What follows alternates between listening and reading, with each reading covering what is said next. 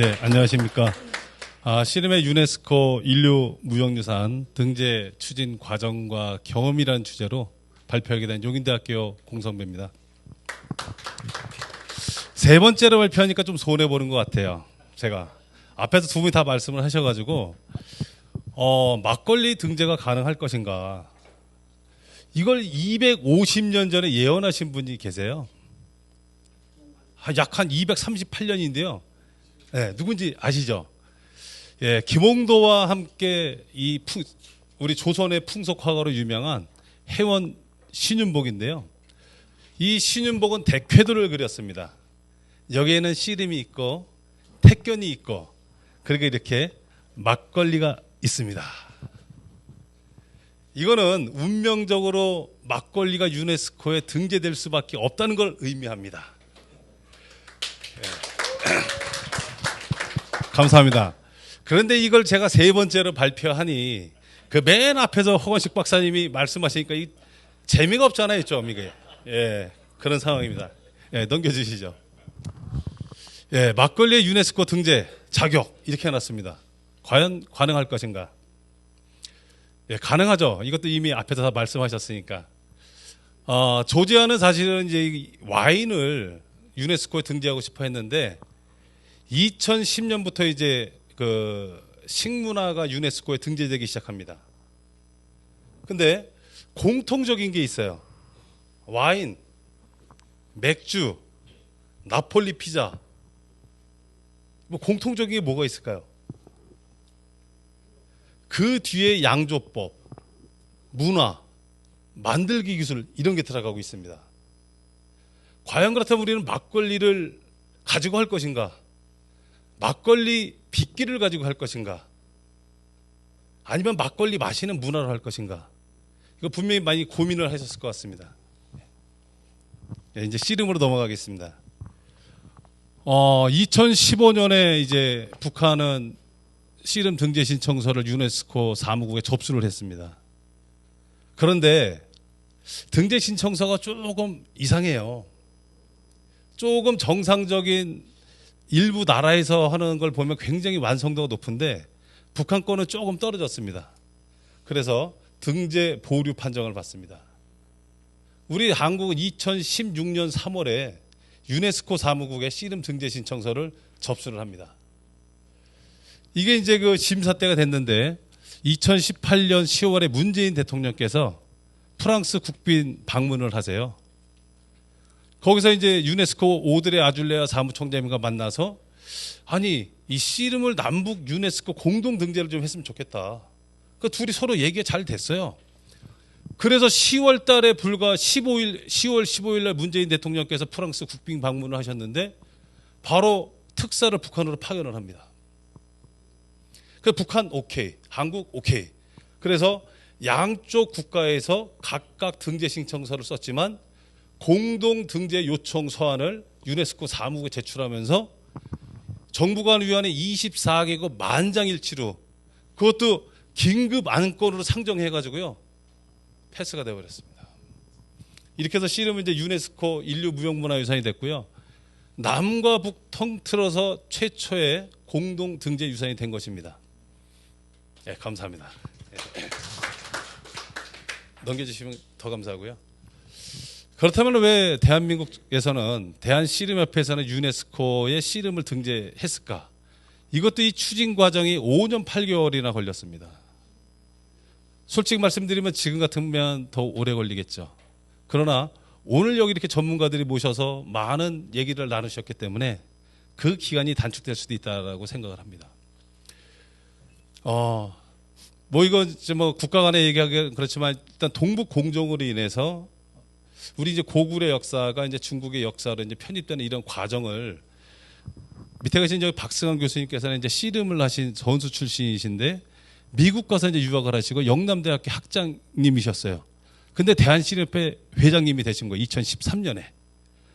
그래서 이 교수님께서 야, 이거 역사 왜곡 심각한데 우리 이참에 유네스코 빨리 등재하자. 또 하나는 씨름이라고 하는 종목이 1600년이 넘는 이 오랜 기간 동안 단절되지 않고 왔는데 이것이 중국에서 유네스코 등재하게 되면 이거는 전 세계 국력이 강한 중국의 문화유산으로 전 세계에 인식될 수 있을 것이다.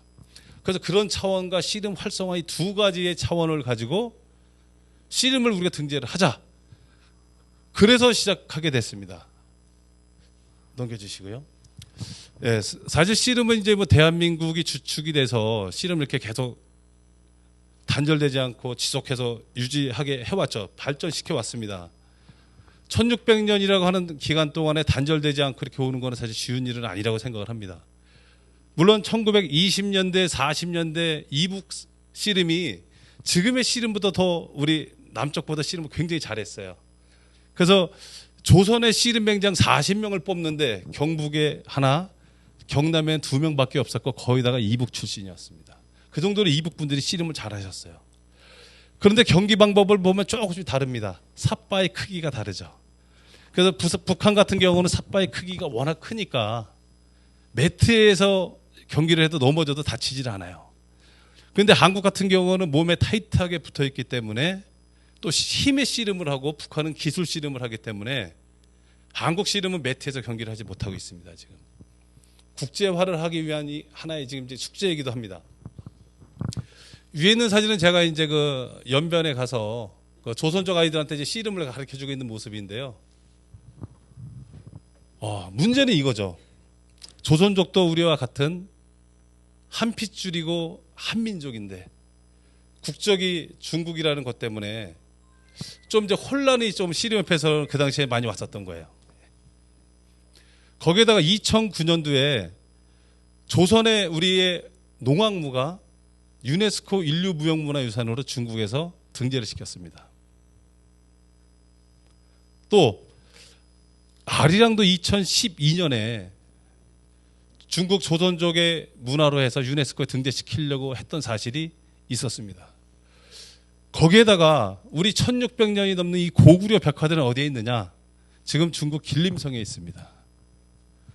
우리 고구려의 영토였지만 그 당시에는 지금은 이제 중국의 영토이고 또 이 유산들은 중국의 유네스코 세계유산으로 등재가 되어 있는 그런 상황입니다.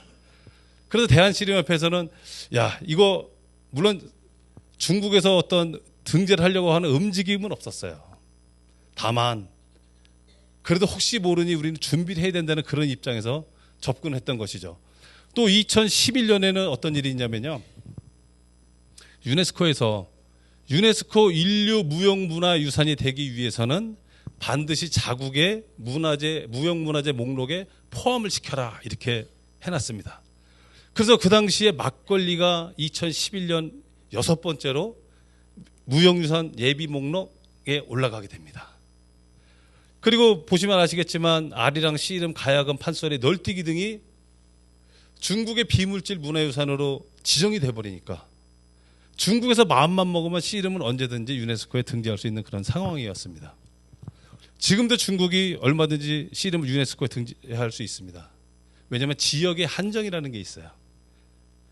중국 조선족 자치주에서 하는 씨름 해서 얼마든지 유네스코 등재가 가능합니다. 다만 씨름협회에서는 서둘러서 우리가 먼저 해서 씨름의 원조 논란을 불식시키는 게 좋겠다.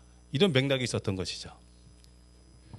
예, 그래서 씨름의 종주국이 대한민국임을 밝히고 또 씨름의 우수성도 알리고 이참에 씨름을 세계화시키자.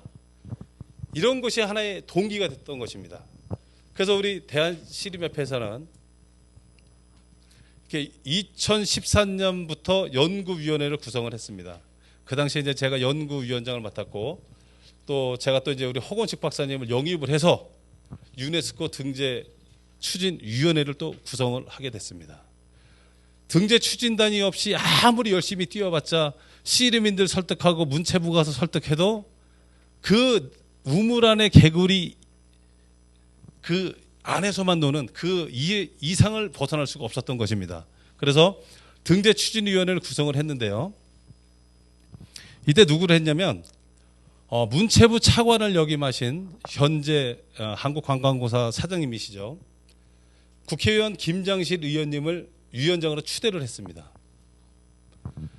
그것도 이분이 워낙 이 분야에 대해서 도사님이시다 보니까 문체부, 문화재청, 그다음에 씨름 등재 추진위원회가 모여가지고 수시로 회의를 하는 겁니다.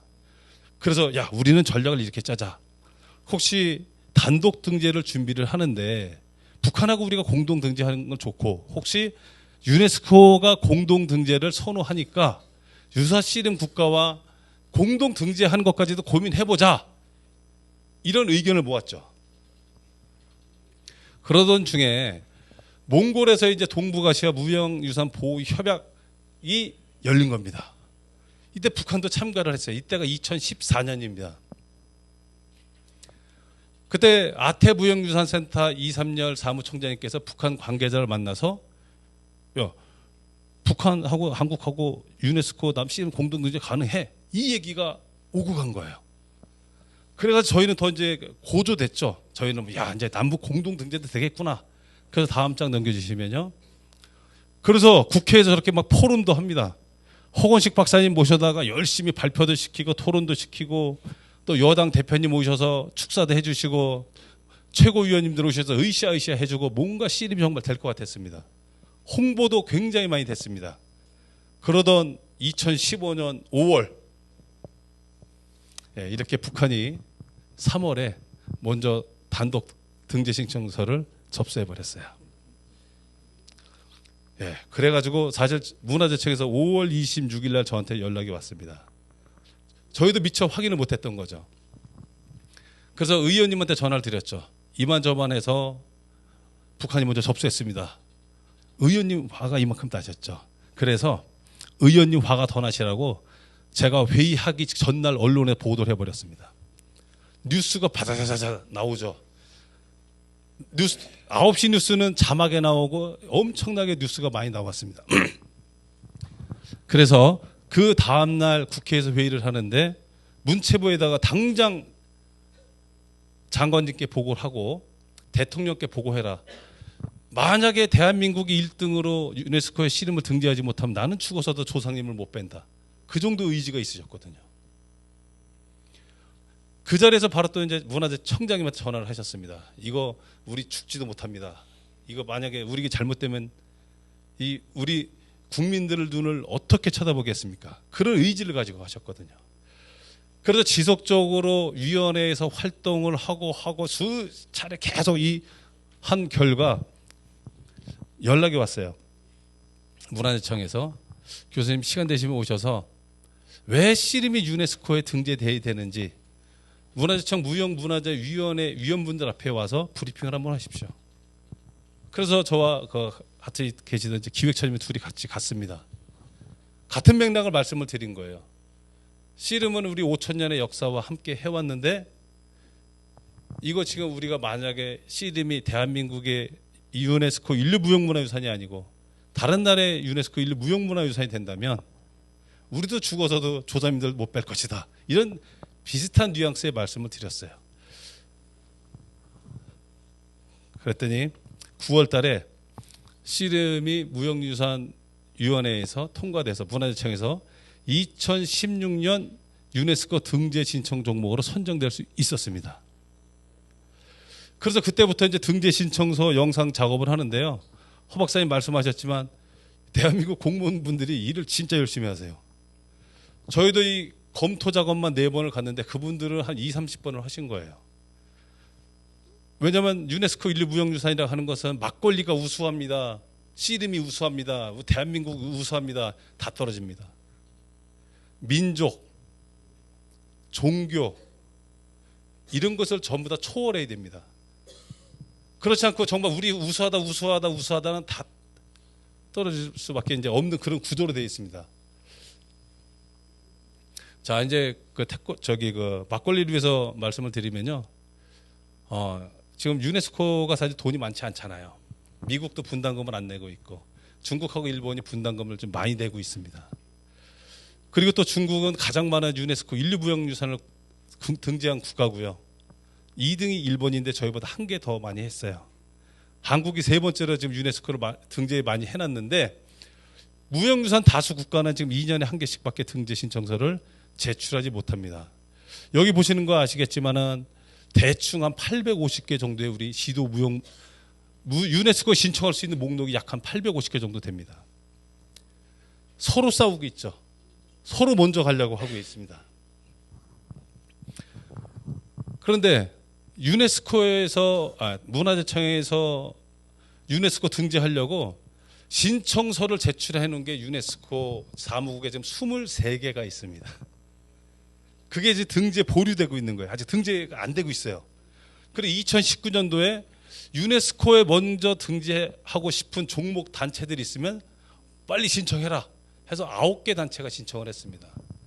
그래서 현재 32개가 문화재청에 이렇게 우선 등재 신청 종목으로 선정이 돼 있어요.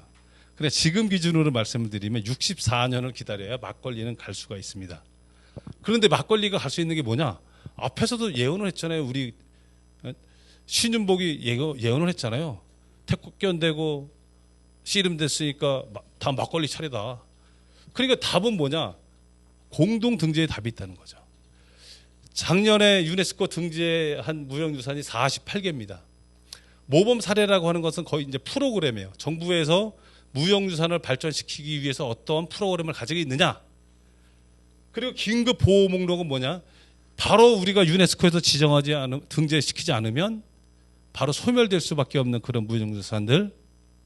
그리고 대한민국이 주구장창 중국과 함께 열심히 참여하는 분야가 어디냐? 바로 이 대표 목록입니다. 사실은 문화의 우수성을 얘기하면 안 된다고 하지만 사실은 여기는 우수성이 들어갔다고 봐야 되는 그런 종목이에요. 근데 막걸리가 들어갈 수 있는 데는 어디냐? 바로 이 대표 목록입니다. 그럼 우리가 이걸 파악해 볼 필요가 있다는 거죠. 우리가 64년 후에 할 것이냐 아니면 이런 타지키스탄, 우즈베키스탄은 공동 등재를 4개씩 해버렸어요. 1년에 4개가 등재가 돼버린 겁니다. 그 다음에 튀르키예, 아제르바이잔은 3개의 유산을 등재시켜버린 거예요. 그럼 여기에 사실은 답이 있다고 생각합니다. 답이 뭐 여기 말고 뭐 있습니까? 우리가 가서 단독 등재 공동으로 가시는 게 좋습니다. 지금 저희 최재춘 단장님께서 워낙 지금 공동 등재 때문에 지금 뭐 말씀 못 하시는 것도 여기 많이 가지고 계세요. 비밀 유지를 하셔야 되는 부분들이 있어서 힘드신 부분도 있는데 북한도 유네스코에 대해서만큼은 관심이 높다는 거죠. 그럼 우리도 그걸 잘 활용할 필요는 있다고 봅니다. 또 하나, 또 여기에 답이 있습니다. 2019년에 파리에 가서 거기 유네스코 한국 주재관을 만났습니다. 그분이 씨름도 도와주셨던 분이에요. 그분이 이제 식사 중에 이런 얘기를 하시더라고요. 오드레 아줄레아 사무총장께서 공식 회의 때 한 얘기가 있습니다. 그 얘기가 바로 유네스코가 해야 할 일은 씨름을 남북 공동 등재한 것처럼 인류 평화에 기여하는 것이다. 저는 정답은 여기에 있다고 봅니다. 그럼 인류 평화에 기여하는 길은 우리가 막걸리 문화 남북 공동 등재 여기 있다 그렇게 생각을 합니다. 자, 오늘 이 심포지움을 통해서 막걸리가 꼭 유네스코에 등재되고 대쾌도 속에 같이 대쾌도 축제가 열리고 해서 그런 날이 오기를 꼭 간절히 기대하겠습니다. 감사합니다.